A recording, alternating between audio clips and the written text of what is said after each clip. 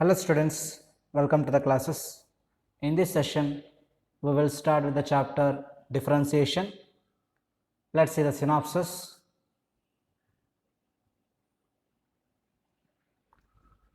Now, first let us see few definitions in this chapter.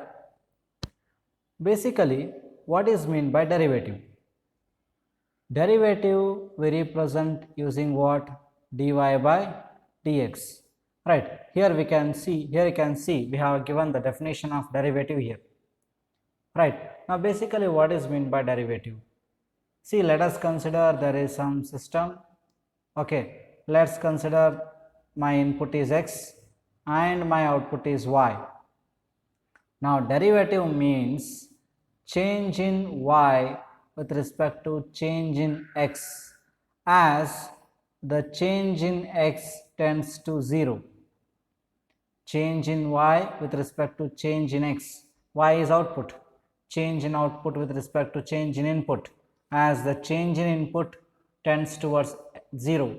That is called as derivative. This we represent using dy by dx. So what's the definition? Dy by dx equals to limit as delta x tends to 0, delta y by delta x. Now this delta y by delta x, we also call it as incremental ratio. We also call it as incremental ratio. Okay, now we represent dy by dx, I mean derivative of one function y with respect to x, also using f dash of x. We also represent using y1, or we also represent using y dash. All these mean derivative of one function y, okay, with respect to x.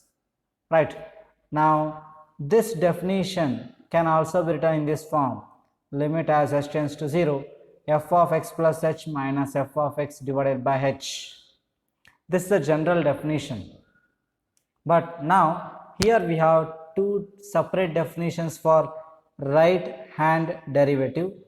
This is for right hand derivative, RHD, I mean right hand derivative.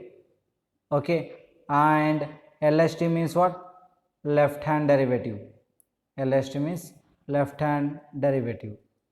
Okay, the definition of right hand derivative is limit as x tends to 0, h tends to 0, f of x plus h minus f of x divided by h. Definition of left hand derivative is limit as h tends to 0, f of x minus f of x minus h. Here you can see f of x is the second term, but here you can see f of x is the first term. Right, now this is the definition of what? The left hand derivatives and right hand derivatives. Right, now we will about this you will understand, okay, more when solving the problems. Okay, we will use these definitions. Remember the definitions, where to use and how to use, we will see in the what? The problems part. Right, now let's see few rules of differentiation. You are already aware of the rules. Okay, now see the derivative of the sum or difference of function. Here you can see, okay, d by dx of f of x plus or minus g of x is nothing but d by dx of f of x plus or minus d by dx of g of x. This means if you are finding derivative of sum of two functions, you can find their derivatives separately, then you can add them. If it is addition, you can subtract if it is subtraction. Now that is called addition or subtraction rule. Now product rule. Okay, it's famously known as UV rule. Okay, d by dx of u into v. Where we use this? When you are finding, let's say, y equals to x into sin x. Okay, and you are asked to find dy by dx. In that case, we will use UV rule. X is one function, sin x is another function. Okay, both the functions are multiplied, and I can take x as u, I can take sin x as v. Then we can apply this formula to find what? The derivative. This is called as what? Product rule. Now what if you have more than three functions, I mean more than two functions, like d by dx of, let's say, u, v, w. What to do in this case? This is given by u, v, w into 1 by u du by dx plus 1 by v dv by dx plus 1 by w dw by dx. Now this is a general formula. If you have 4 points also, you can extend this. If you have 4 functions also, right? Now the next one is quotient rule. Derivative of what? U by v. See here, v is denominator here. First, denominator as it is, numerator differentiation, minus numerator as it is, denominator differentiation, divided by denominator square. This is called as quotient rule. So try to remember these formulae, they are very important. The next one is chain rule. Where do we use chain rule? When we don't know the standard what the formulae. For example, like let's say you want to calculate what y equals to 2x plus 7 whole cube you want to calculate dy by dx. Okay, now here you see you know the formula for x raised to n differentiation. Anyway, we will see in the next slide, that is given by n into x raised to n minus 1, right? Now but here it is not just x, this is 2x plus 7. Now let us think this 2x plus 7 as what? T. Now this will become t cube. Now dy by dx is what?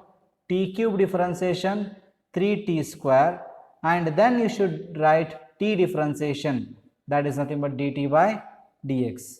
Now see here, 3 as it is, what is t square? T is 2x plus 7 whole square. What is dt by dx?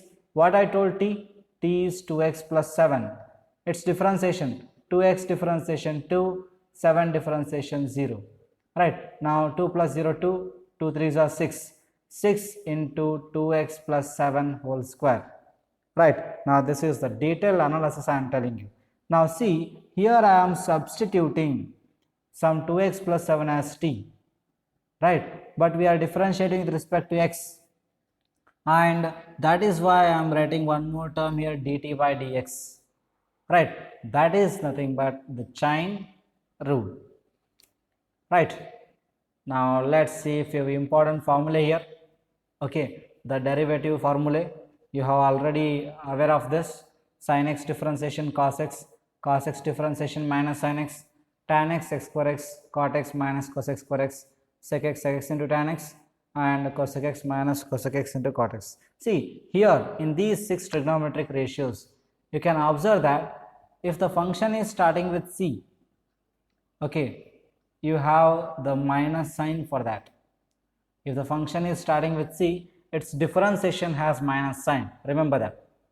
If it is starting with c and if it is trigonometric function, its differentiation has what? Minus sign. It applies for inverse trigonometric also. C minus sign, C minus sign, C minus sign. That's how you remember. Okay. Now differentiation of e raised to x is e raised to x. Here you can see, this is very important. This is very important. Differentiation of e raised to x is e raised to x, because in many problems, okay, sometimes when solving, you have to get some what function whose differentiation is same.